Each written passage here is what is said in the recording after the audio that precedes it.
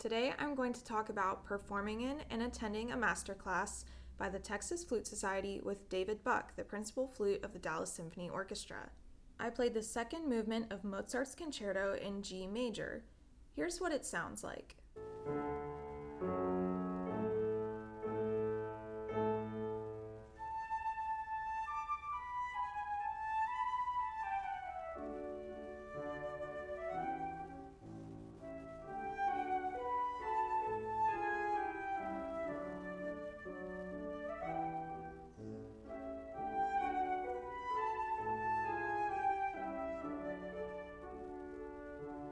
Now, in my eyes, this movement is pretty straightforward, but I did get 3 key pieces of information from David Buck during my performance in the masterclass. He said that when performing Mozart, and especially when performing Mozart's slower movements, we should think of his operatic arias in terms of vibrato. So that opening, which you may have heard a little bit in the recording that I just played, should be played very singingly.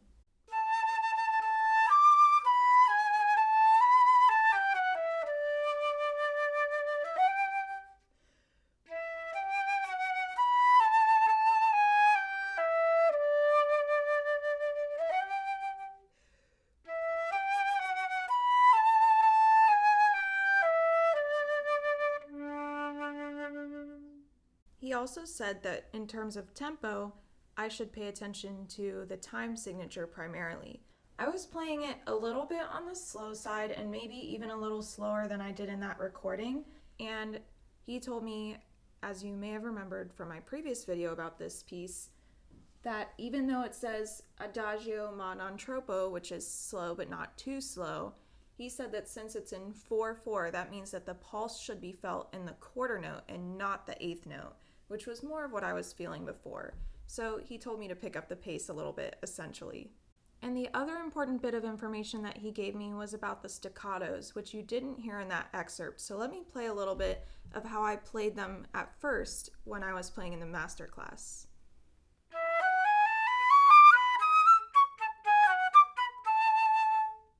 Now you may have noticed that those staccatos were nice and short and peckish, and you may think that staccato means short. And I don't think that, but I also kind of like how it sounds when they're shorter. However, this is Mozart, and David Buck said to pay attention to the fact that there's a certain style to this piece, a certain character. Nothing in this movement is very short and peckish. It's all very legato and lush, so those should be played longer, like this.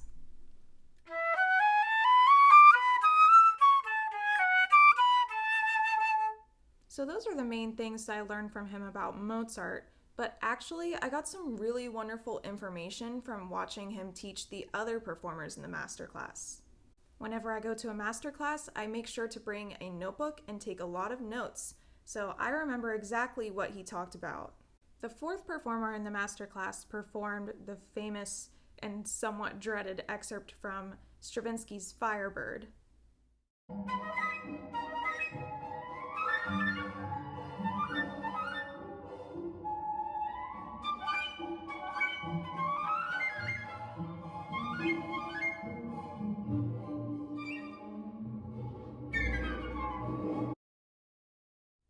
Now, there's a lot going on in this excerpt, and he talked about a lot of the more technical aspects, but what I got from this was when he talked to the performer about getting the low notes to speak more clearly.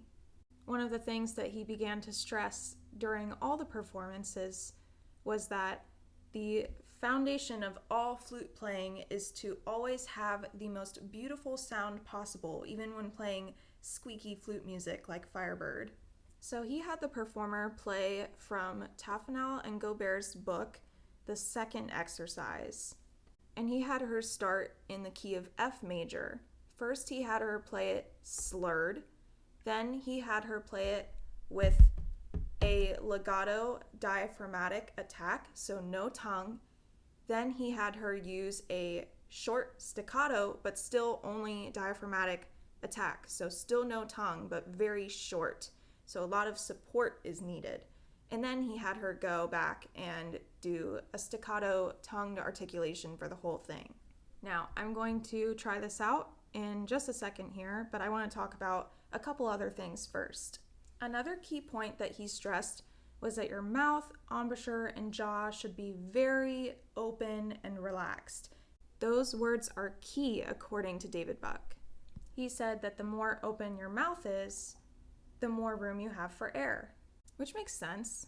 He also said, this is very important, to start this exercise with virtually no embouchure, just very, very relaxed.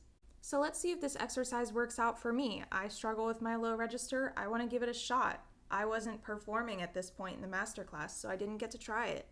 I'm going to start in F major and work my way down to a low B major. First, I'm going to try and find a really relaxed, loose embouchure.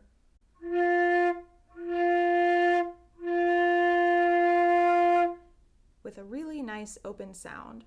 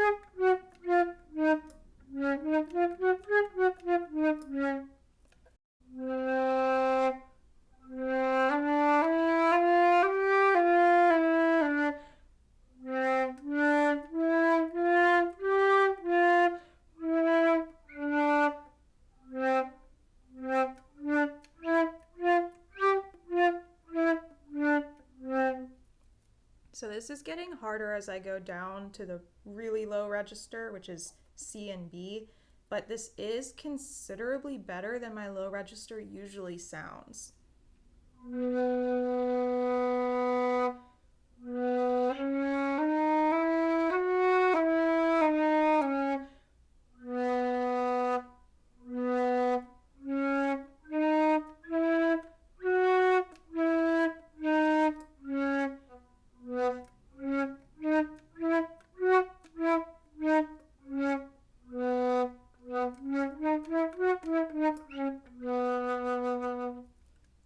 I didn't spend a ton of time on that exercise. I just played it in real time as you just watched it. But normally that low B is a real struggle for me, and I just played it decently loud, which I would consider progress. So for me, this exercise was wildly helpful. Also, with David Buck mentioning a lot, like having everything just very, very open, it made me realize that when I was playing my really low notes, I was doing a lot of compressing with my upper lip like this.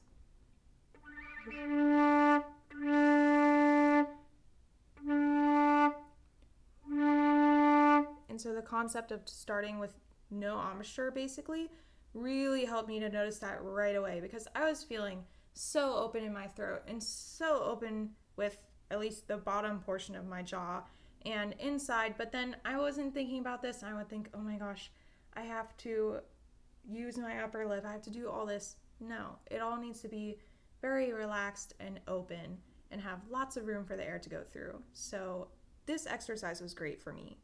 But you should try this exercise on your own. See if it helps you. I have been told many different things to try and improve my low register over the years, but none of them have really clicked just like this exercise did. So that's what I learned in terms of technique from the masterclass. After the performances, there was a brief period for question and answer session, and someone asked David Buck if he had any advice for young musicians who are wondering whether or not they should go into music. And he said, if you are torn between choosing music and something else, don't choose music. Now, let's talk about that for a second. David Buck is the principal flute of a major orchestra. His whole life involves playing the flute in very high pressure situations, playing very hard music with very dedicated and talented and hardworking musicians. I think what he was trying to say is that if your goal is to be a flutist in a major orchestra and you're not 100% sure about that, you should not go into that because it's a really hard journey followed with potential rejection and a lot of time spent practicing really, really hard. And so if you're not completely committed, you shouldn't go into this. However, if you are like me, your goal might not necessarily be to play in a major orchestra, or you may not be like me. You may want to be like David Buck, which is totally fine. You may love playing the flute and love playing it really well. You may want to be a music teacher in a school and play gigs on the side. You may want to create your own group or become a solo artist. You may want to be a private lesson teacher in your community or over the internet. You may want to become a professor in a university. There are so many paths for a flutist or any musician that do not necessarily mean having to be able to play Firebird or Mozart or whatever hard flute music super perfectly so that you can beat everyone in an audition and be principal flute in the Dallas Symphony Orchestra. Is learning an instrument hard? Yes. Is it fulfilling to be able to play the flute well? For me, it is, and it makes all of this worth it. But what it boils down to is the world is not black and white. What works for David Buck might not necessarily work for you. You have to figure that out for yourself. Anyway, I'm going to get off my soapbox now. I have nothing against David Buck. I just felt that I needed to say something about this because a couple years ago, I might have heard him say that and not have had enough life experience to realize, oh hey, David Buck is in control of the world and he's not in control of me. I can do whatever I want. But as you can see, this masterclass really taught me a lot and it really got my mind going, which is always fun. I'm so grateful to the Texas Flute Society for creating this opportunity, and I'm really so grateful to have learned from David Buck. Now I just feel really excited and invigorated going into this week before Thanksgiving. If you're a flutist watching this video, be sure to try out that low register exercise and let me know how it goes in the comments. See you next time. Bye.